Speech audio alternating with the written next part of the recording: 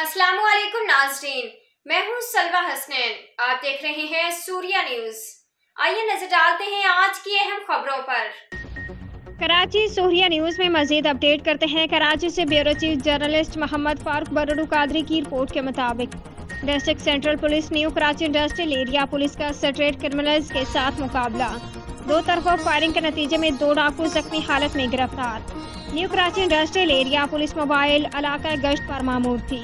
गश्त के दौरान बामकाम सबा सिनेमा न्यू कराची सेक्टर 6 भी पहुंचे, जहां पर एक मोटरसाइकिल पर 2 अशखास ने पुलिस को देखकर राह फरार इख्तियार करने की कोशिश की।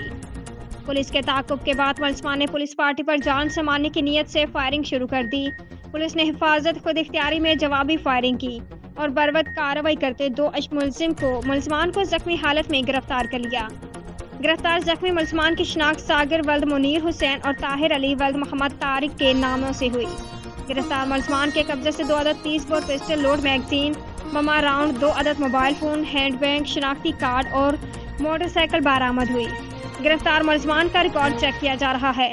जख्मी मुलजमान को बराए इलाज मालजा अस्पताल मुंतकिल कर दिया गया है। मज़ीद तफ्तीश जारी है।